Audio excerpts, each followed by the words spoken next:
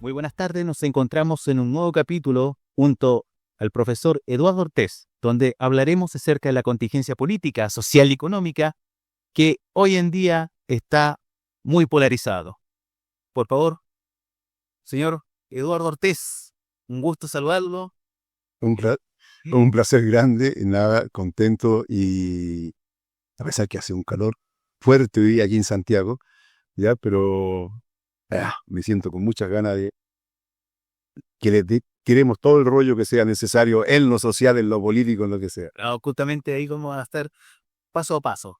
Bueno, ante el asunto, en primera instancia, estamos en situación que hoy en día afectan directamente a toda la población, que es con respecto a las elecciones presidenciales, de las cuales usted también participó como ex candidato a la primera vuelta, candidato presidencial, y liderando un partido. Me gustaría conocer qué esencia, cómo quedamos después de esta confrontación, porque fue bien dura la batalla, en cierta manera. Mira, para nosotros todas las formas de lucha son importantes y cada una juega un papel. El tema electoral a veces pasa a ser principal, a veces. La movilización social, la marcha, el debate, la lucha cultural, ideológica, etcétera, etcétera. Todas las formas de lucha van en una acumulación. Nosotros analizamos y nos dimos cuenta que estábamos en un momento muy complicado en la realidad nacional y que era necesario tener una candidatura con una posición ya definida de ruptura con el sistema. De ruptura porque lo demás todo se da en el marco del sistema. Y en el marco del sistema neoliberal imperante y de la dominación imperialista, es imposible satisfacer las necesidades o las demandas sociales y populares de los pueblos de Chile. Nosotros hablamos de pueblos porque decimos que Chile es un país plurinacional, aunque legalmente no se reconozca como tal. Ya, esa es otra cosa. De los trabajadores, las trabajadoras, los estudiantes, el mundo de la cultura, en fin, nosotros tenemos claro que hay un límite.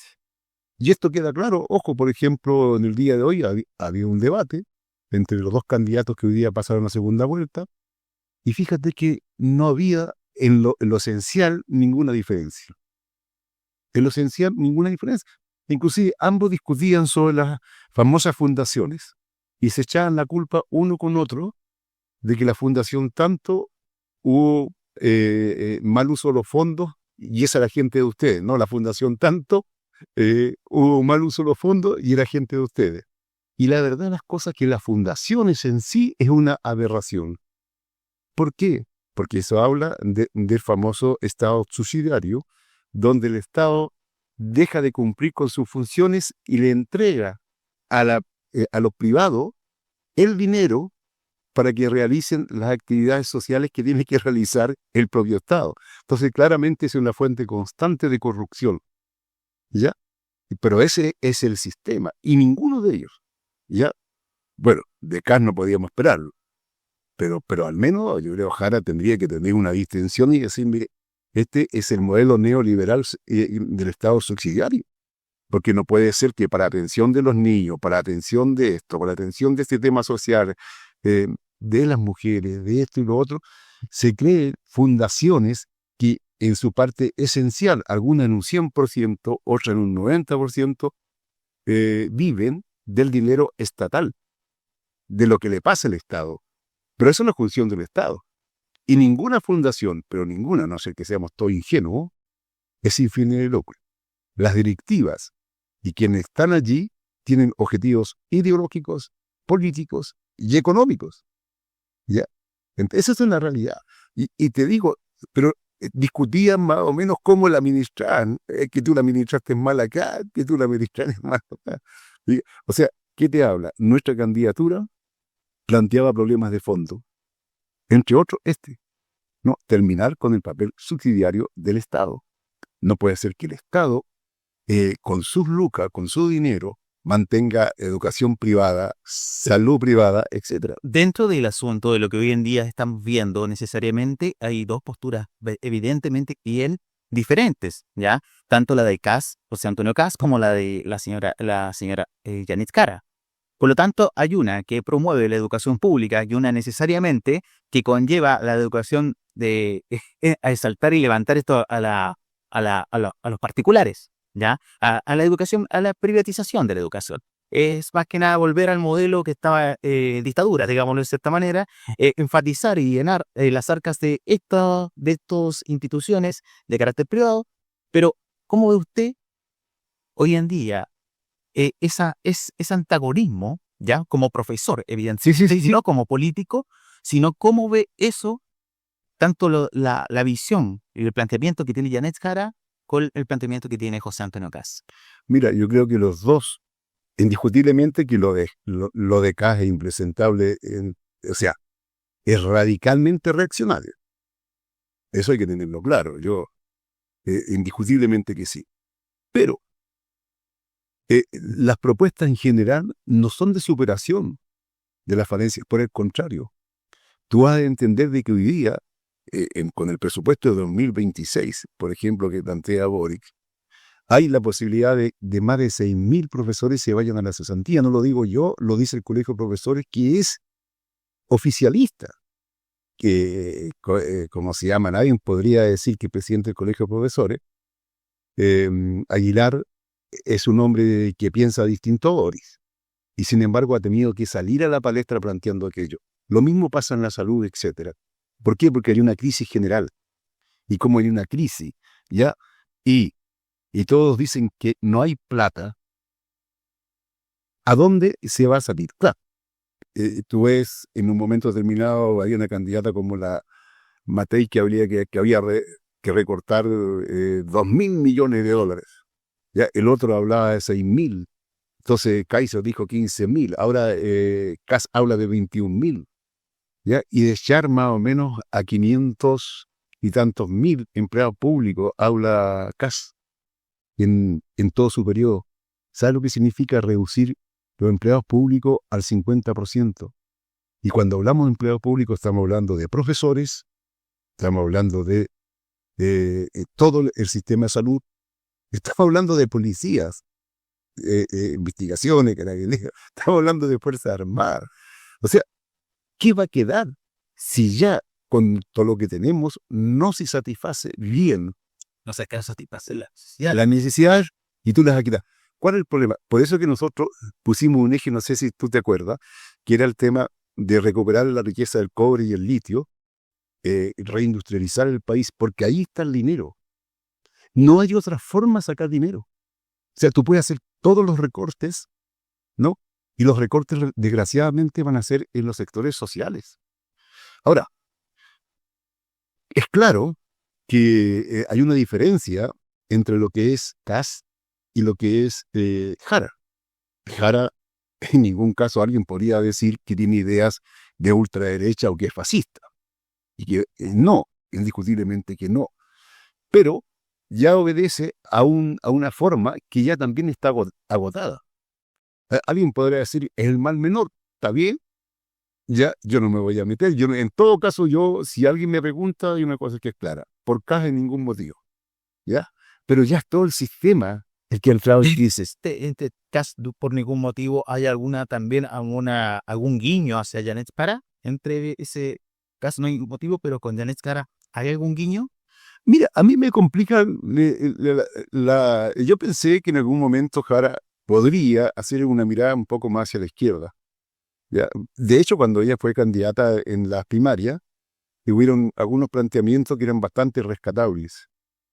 Pero hoy día más bien va en busca del voto de centro derecha, buscando a Parisi. Inclusive el otro día decía, mira, nos parecemos mucho con Parisi, los dos somos estudiamos la enseñanza pública.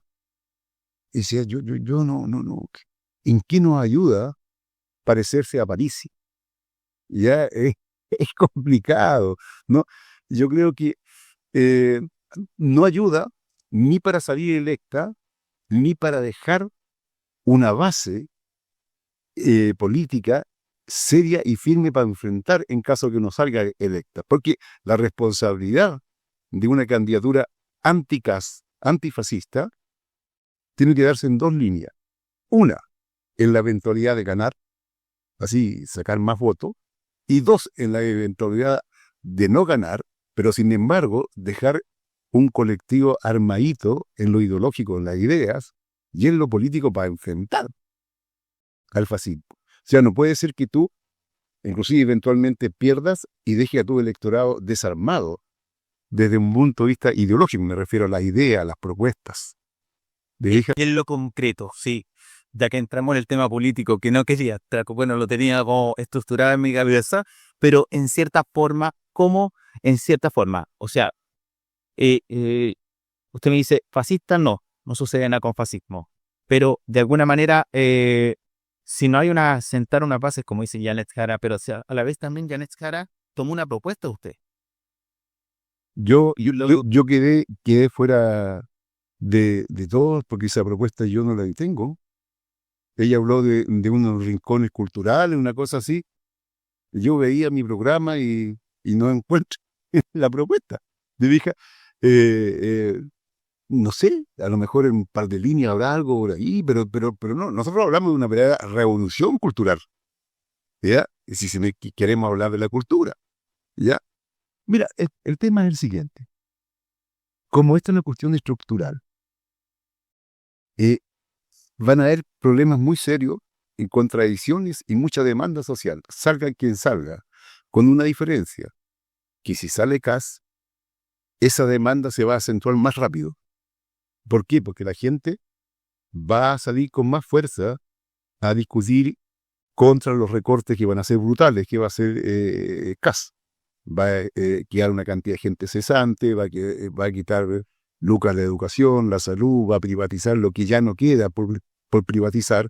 Eso es una realidad.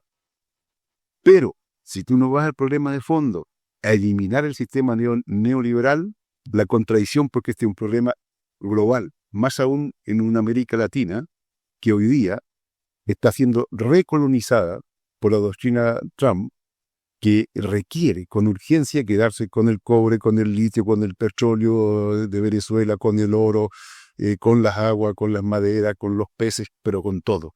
Porque han perdido parte importante de África, han perdido, Europa está en una crisis, además que no tiene materia prima prácticamente, muy poco. Te digo, o sea, los gringos están en una crisis tan fuerte que tienen que tener una zona de acopio de recursos para salir de la crisis, y esa zona de América Latina. Entonces, si nosotros no tenemos una política de defensa de lo nuestro, el cobre, el litio, etcétera, y con eso recuperar la independencia, se nos va a poner muy duro. Salga cualquiera de los dos. Yo sé que por ningún motivo, lo único que yo le digo a todo el mundo es que ningún motivo vote por Kast. Pero los trabajadores para tener, mira, hoy día mira, O sea, para que voten nulos. mira, yo no voy a entrar en esa cuestión porque el día 15, o sea, las elecciones son el 14, el día 15 vamos a estar todos juntos. Entonces, inclusive la gente que vote nulo. ¿Por qué? Porque vamos a tener que pelear. Tú ves, hoy día mismo hay una gran movilización de trabajadores del sector público, ¿no? Para un reajuste por 2 años del 2%. Y porque pasen a la planta una gran cantidad de trabajadores que no están en la planta. Es que es muy duro. Hace poco estuvo la Confusan, ¿no? El sector de la atención primaria también en paro. Bueno, se da, ¿qué es que estoy diciendo? Que los sectores llamados progresistas, el oficialismo no puede resolver a favor de los trabajadores, pero menos va a poder resolver Kast. Va a ser contra los trabajadores. La crisis va a caer en la espalda de los trabajadores.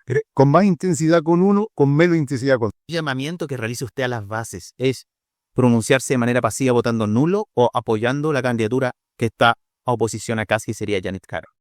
Te digo, mira, yo no quiero entrar en una contradicción ahí por un problema muy simple, porque no queremos colocar más elementos de desunión en el seno del pueblo.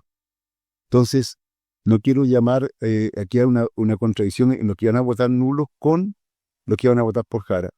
Y si algunos desean y encuentran lícito votar por Jara, que lo hagan, muy bien. No hay drama.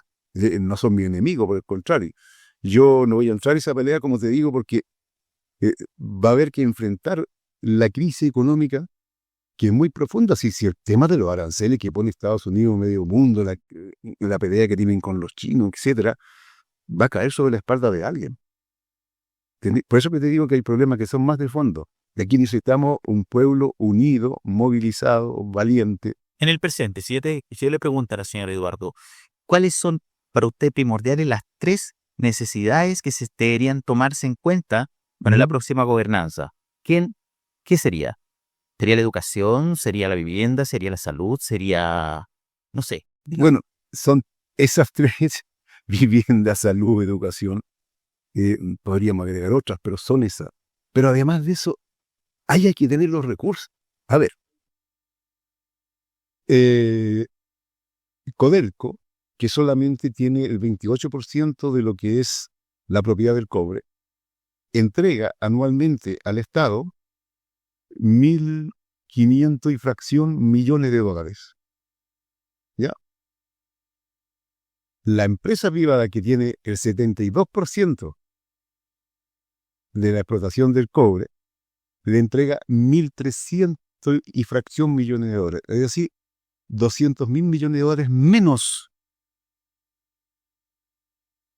A pesar que tiene el 72% de la propiedad. Los otros tienen el 28% y entregan 200.000 millones más. ¿Qué te quiero decir? Que por la pura vía de ahí nosotros tendríamos el dinero suficiente para resolver los graves problemas sociales. Entonces, claramente que hay que recuperar las riquezas del cobre. Y esa propuesta la tenía Janet en el momento de la candidatura primaria. Incluso yo me recordó que había otro candidato anteriormente que había pronunciado una especie de utilización que fue Alejandro Higuera en su momento. No recuerdo. ¿Ya? Pero usted dice que la primera candidatura de Janet. Sí, en la primaria estaba colocado la renacionalización del cobre como un proceso. Bueno, es una cuestión que hoy día está planteada. Y sin eso no hay nada.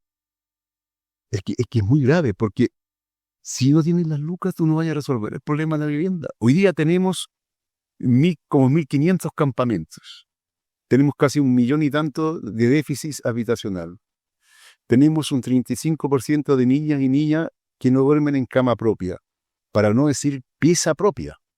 No, ni siquiera estamos hablando de pieza propia, cama propia. Bueno, estamos en una situación muy compleja. Y Chile es un país muy rico. Yo quisiera que cualquier país de Europa tuviera la riqueza que tiene Chile, desde un punto de vista de los recursos naturales. O sea, tenemos como para poder tener una buena vida para la mayoría. Pero hay que meterle mano a aquello. Sí, cuando nacionalizó el cobre Salvador Allende en 1971, el 11 de julio, él decía que esta es la columna vertebral, ¿ya?, de la economía en Chile, para industrializar el país y para resolver los problemas sociales. Y tiene razón hasta el día de hoy. Entonces, ahora, ¿puede hacerse todo en los marcos nada más que de la votación? Ahí es donde está planteado un problema que es muy serio. ¿Por qué? Por ejemplo, el mundo sindical que tenemos hoy día es un mundo sindical muy distinto al que teníamos en el tiempo de la Unidad Popular y antes de la Unidad Popular. El mundo sindical antiguo planteaba la superación del capitalismo y hablaba de pasar a una nueva sociedad que era el socialismo. Sí, pero no hacer 2 comparaciones que no vamos a echar en anacronismo, así. No, pero es que eso es urgente, porque si los trabajadores no tienen una propuesta de sociedad de cara a la sociedad en la que tú vives, te conformas con lo que hay. No, Si los trabajadores, yo soy un trabajador de la educación, y yo como trabajador de la educación tengo que imaginarme un país determinado, con una economía, con un sistema social distinto al que teníamos. justamente de educación quiero que un momento se estacione en esta temática, porque y le quiero hacer una pregunta. Usted ha hecho clase en sectores populares, Ajá. en la comuna de Cernario, Así es, ahí trabajé largo tiempo. ¿ya? Dentro de eso, hoy en día, bueno, la comuna de Cernario tiene un alto porcentaje de pueblo originario, así es, al igual que La Pintana, al igual que hay ciertas comunas que tienen decreto decreto incluso municipal indígena, ¿ya? Como la comuna de Lampa tiene un decreto municipal incluso, ¿ya? Que lamentablemente, bueno, no se ha tomado mucho, no se ha valorado mucho ese asunto últimamente, ¿ya? Esperemos que se tome en cuenta, que las autoridades tomen presente esta instancia, porque puede facilitar de una manera transversal tanto la educación como el asunto de la educación intercultural. Hoy en día, si bien sabemos que somos 11 pueblos según la ley reconocido en la ley 19.53, ¿no es cierto? A lo largo de todo Chile, siendo que somos más los pueblos existentes, ya preexistentes. Para eso, bien, es necesario también entrar en una disyuntiva, ¿ya? Donde se vuelve cada día más importante la mirada de inclusión, inclusión, integración, como queremos llamarlo, aunque cuando hablamos de integración, integramos, pero pongo la regla yo, y cuando incluimos, lo horizontalmente determinamos ambos, ¿ya? Hay una gran diferencia entre esas dos palabras. Ahora bien, cuando lo detenemos en educación, para usted, ¿qué sería esencial en el presente? Que, por ejemplo, hay dos candidaturas, ¿ya? Una, en tanto que, bueno, no se toman los pueblos pueblos originarios para nada, porque también hay una candidatura que dijo que si se tomaba el asunto de los pueblos originarios, de las mujeres y de las disidencias sexuales, ejercer todo después de demandas sociales para el Estado, ¿no? ¿Ya? Pero por otro lado, tenemos una candidatura que, sí, cierta manera, que es la candidatura de Yanes Jara, ¿ya? Que también conduce, pero no veo una vertiente amplia en el tema intercultural. Ahora bien, si yo le preguntara como profesor, o no tomando en cuenta que no es indígena, no es descendiente de pueblo originario, pero en sí, desde su visión como profesor, ¿qué es lo que diría usted que se ha dado cuenta en el aula? ¿Qué se ha dado cuenta que podría decir, sabes que deberían tener un poco de observar un poquitito aquí y acá para poder conllevar mejor una política pública de cierta temática? Bueno, lo primero es que tiene una política de descolonización desde un punto de vista cultural, ¿ya? Y aquí hago un llamado a todos quienes usamos el lenguaje a tener respeto incluso por nuestras propias lenguas, ¿no? La lengua originaria de los pueblos, para empezar, inclusive por el propio español que hablamos. Hoy día cada vez usamos más terminología inglesa, pero de una forma increíble, ¿ya? Yo normalmente cuando me hablan un poco con términos en inglés, aunque entienda lo que significa, pregunto de nuevo, a ver si se avergüenza un poquito, porque estamos acá. Entonces, la contaminación y la colonización que viene anglosajona es muy fuerte por parte del imperialismo. Y para poder tener una resistencia tenemos que hacerlo desde ahí. Ahora bien, en cuanto a los pueblos originarios, bueno, yo sostengo que somos un país plurinacional. Y cuando hablamos de nacionalidad, estamos hablando de que una nación tiene un espacio, y por eso que es muy importante la recuperación territorial de los pueblos nación mapuche, por ejemplo, para tener sostenerse allí. Es muy importante, tiene una forma de producción que fundamentalmente, en este caso que, bueno, ahí la ultraderecha trata de romper eso como mano a la cabeza, que son las comunidades. De hecho, han planteado que podían disolver algunas comunidades, ¿ya? Para que todo sea privado, ¿no? ¿Ya? Entonces hay una forma de producción, hay una cultura, hay un lenguaje, ¿no? Es más allá del color de la piel, son cuestiones muy de fondo. Bueno, entonces estamos en presencia de una nación, ¿ya? Y como nación tiene que desarrollarse y aportar al resto de las naciones, ¿no? En el mundo incluso, lo mejor que tenga de sí misma, pero no ser ahogada. Por ejemplo, no podemos tener una política de chilenización, ¿no?, de los pueblos originarios. No, sino una política que se permita el más pleno desarrollo, lo cual no es antagónico, ni significa ponerle el pie a los mestizos y a todo el resto que somos, que es lo que nos llamamos como chilenos en general. No, podemos cooperar y tener una vida, porque el imperialismo quisiera que ojalá nos fragmentemos en hartos pedacitos. Nosotros inclusive debemos pensar en una América ojalá unida, avanzar hacia una idea continental, ¿no? De que todos los pueblos de América Latina deberíamos ir unificando, cooperando, porque el enemigo es muy grande y las tareas nuestras son muchas. Entonces, menos aún estamos por dividir un país, pero sin embargo debe tener todos los derechos. Y aquí te voy a decir una cosa que fue la única candidatura que nosotros planteamos, que es el tema de terminar con la administración o con el modelo administrativo que tiene el país, que es anti-pueblo originario, que es anti, ¿cómo se llama?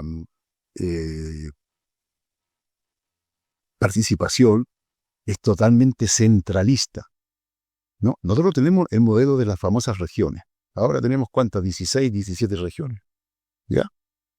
Cuando esto nació en 1974. Esto lo creó el CONARA. No existían las regiones antes del golpe militar fascista en Chile. No existía. Entonces, ¿qué hizo la dictadura militar? Al tiro de una, el 74. Entre el 74 y el 79 instala el sistema de división del país en 13 regiones. ¿Por qué lo hace? Porque para tener una administración policial, militar y económica y de fragmentación del pueblo. Eso junto con los Chicago Boys que nos pusieron al lado, que es toda la política neoliberal y la política al lado de seguridad nacional. O sea, fueron los tres caballitos. Entonces mucha gente habla de la descentralización. Y ahí va en relación a los pueblos originarios, te lo digo al tiro. ¿Ya? Y si no se puede descentralizar algo que fue hecho en forma piramidal. Ahí estaba el dictador arriba, luego la junta, los cuatro jinetes del apocalipsis aquí, ¿no? Con todo el aparato, y todo se centralizaba. Y este modelo es el mismo que tenemos. Tú creando más regiones no deja tener el modelo de esto. Y tenemos que llegar a un momento determinado que tengamos un modelo distinto. Por ejemplo, voy con el Guamapu. El Guamapu, por ejemplo, debe tener un modelo que no involucre la división artificial del pueblo-nación mapuche entre la novena, la octava y esto y lo otro. Se confunden los recursos, se confunde la unidad territorial, se pudre todo desde un punto de vista administrativo. Entonces necesitamos nosotros una nueva, ¿no?, forma administrativa que nos permita, de verdad, que en el norte hay características climáticas, hay características de pueblo originario, hasta afrodescendiente, productivo, que es la gran minería, que posibilita una gran zona, con recursos y con soluciones concretas de acuerdo a esa zona. En el sur, en el Guamapu, es una característica también que posibilita y necesita soluciones particulares de acuerdo a eso. ¿Sí? Entonces, para romper con la herencia de la dictadura militar. Si la dictadura todavía tenemos la herencia del neoliberalismo con los Chicago Boys, todavía tenemos la tendencia, tenemos esta cosa vertical de las regiones, piramidal, y tenemos todavía la política de seguridad nacional, ¿ya?, que las Fuerzas Armadas todavía no dejan de ver al pueblo como su enemigo, el enemigo interno. Por evidente que en el levantamiento estallido del 2019 se vino una represión pero brutal sobre la gente. Todavía nos ven como eso. Entonces, esos tres variantes son esenciales a atacarlas. Y ahí está la supervivencia y el desarrollo, en este caso el pueblo nación mapuche, con recursos propios, con un autogobierno en la zona, sí, con un autogobierno, en unidad con todo el país, y cooperando entre todos. Sí, hay una cantidad de ejemplos. Hay un tratado, el Tratado de Apigüe, que está vigente, actualmente, que no se ha hablado más de eso. Hay muchos pueblos, yo te digo, hasta en Canadá, bueno, no vamos a copiar el modelo canadiense, pero hasta ahí tienen una participación distinta. Hay muchos pueblos que tienen reconocimientos nacionales, ¿ya? Y mantienen la unidad territorial. Entonces, no es una complicación para nosotros, al contrario. Entonces, aquí hay que meterle cosas de fondo. Todos estos años de democracia han sido puros cambios cosméticos. Y estos tres pilares fundamentales, estimados, la economía, los Chicago Boys, el neoliberalismo, nunca se ha movido. La forma administrativa del país tampoco, y la seguridad nacional tampoco. Son las tres líneas que hoy día no se tocan, desgraciadamente. O sea, nosotros fuimos a esta candidatura al menos para decir, oye, preocupémonos. Sí, no hemos derrocado nunca la dictadura. Bueno, hoy día en el presente, hoy día en el presente se habla de si sale casi imposible golpe de Estado, una cuestión, una ambivalencia en cuanto al porte de un buque, porque un golpe de Estado no, en sí, la ciudadanía, que maneje la ciudadanía, es como un poco ambivalente, ¿ya? Sí, yo no quiero golpe de Estado, ¿sabes por qué? Una cosa muy simple. Mira, el golpe de Estado 73 se dio en un contexto en que los de abajo veníamos, yo te digo, porque yo participaba en ese periodo, todos queríamos socialismo. Los radicales querían socialismo laico. La ADC quería socialismo comunitario. La Unidad Popular, socialismo por la vía pacífica. Los más puntudos hablábamos de la lucha armada. Bueno, pero todos decíamos que queríamos el cambio de la sociedad por la sociedad. Todo, todo, todo. Con excepción del partido, eh, ¿cómo se llamaba en esos años? El Partido Nacional, ¿ya? Y la democracia radical, que era donde estaba Durán, y los comandos, Marcha de Libertad, Rolando Mato, en fin, de ultraderecha. Con excepción de eso, todo el resto, hasta la DC, habla de socialismo comunitario. O sea, a nadie le quedaba cómodo la sociedad capitalista. Todos hablábamos de superar aquello. Y vino los golpes, porque Allende estaba haciendo reformas que eran muy fuertes. Una de ellas, ya le dijimos, nacionalizó el 100% de la minería. 1971. Y tuvo un gran desarrollo, porque todos nos decían, y me acuerdo que es cosa de ver los documentos de la época, pero yo me recuerdo que yo tenía 20 años en ese momento. La derecha decía, pero no van a poder administrar las minas, no tienen la capacidad tecnológica, Chile no las tiene, tienen que estar los gringos, los especialistas gringos. Mentira. Inclusive aumentó la producción. O sea, es falso y era un mal administrador del Estado. Es todo lo contrario. Bueno, eso es una tarea que quedó pendiente porque por algo vino el golpe, si el golpe no vino. ¿Hoy día está planteado eso a la vuelta de la esquina? No. Todo el mundo dice que hay que terminar con el capitalismo en Chile. No. O sea, no está el sistema puesto en peligro. Ni siquiera la dominación de los norteamericanos. Entonces, no está en peligro la dominación de los gringos, no está en peligro el sistema capitalista, ¿ya? Por lo tanto, la posibilidad de golpe de Estado no está. Sí una posibilidad en una política fascistoide, represiva, que es la tendencia que tú tienes con Meloni en Italia, que Meloni es una admiradora de Mussolini. Sin embargo, los pueblos no podían aplicar la misma política de Mussolini. Milei es la misma política de Lanuse, ¿no? Y sin embargo no puede aplicar lo mismo que Lanús. Y aquí, aunque Kass es un carajo con la misma política de Pinochet, ¿ya? No puede aplicar a ultranza lo mismo de Pinochet. No. O sea, tengámonos confianza y que tenemos que pararlos organizadamente. Tenemos la capacidad. Muchas gracias, pero antes de terminar, Eduardo, me gustaría que les dijera algunas palabras a todos los oyentes de este capítulo, ¿ya? Para sintetizar, y un saludo o un mensaje hacia los pueblos originarios que te puedan escuchar también a nivel nacional. Bueno, lo primero es a los pueblos originarios, mi reconocimiento absoluto. Yo creo que es obligación de todo estar junto a la causa de los pueblos originarios. Una cosa muy simple. Mientras exista un pueblo oprimido, somos todos oprimidos. Y eso tenemos que tenerlo claro. No podemos decir nos vamos a liberar, mientras tanto hay un sector que es oprimido, se le quitan sus derechos nacionales, se le quita, en fin, hasta la lengua, como se llama y todo. No. Eso, mientras pase eso, estamos complicados. Libertad para todos los presos políticos, en este caso del pueblo nación mapuche, encabezado por Héctor Yantú. Ya, para ellos, libertad. ¿Ya? Son presos políticos, no son otra cosa. Y si me apuran un poquito, incluso para Mauricio Hernández Norambuena, también comandante Ramiro, también pido la libertad. ¿Ya? Porque también se dio en un contexto de una lucha política. ¿Ya? Así que aquí no hay otra cosa. Sí, siempre nos acusan de terroristas, de bandoleros, eso es histórico. Desde antes de Espartaco ya se acusaba a los luchadores de eso. Así que no hay problema. Y bueno, va a venir tiempos de que se necesitan grandes movilizaciones.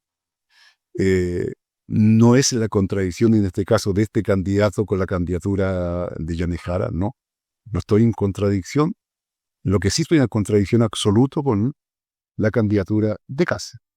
Indiscutiblemente que sí. Sé las limitantes que hay y los techos que tiene ya hoy día dentro de lo que es un gobierno en Chipre. La libertad pública se ha ido estrechando cada vez más. Y también, por qué no decirlo, si no se hacen cambios radicales, no hay los recursos para satisfacer las demandas sociales. Y los fascistas quieren recortar todo. Y no va a alcanzar, aunque tú tengas las mejores intenciones. Entonces, va a haber que ver la manera de reorientar a nuestro país y sé que vamos a estar todos juntos en eso. Muchas gracias, Eduardo. Muchas gracias. Gracias, pues. Agradecer por tu presencia y por esta gran entrevista.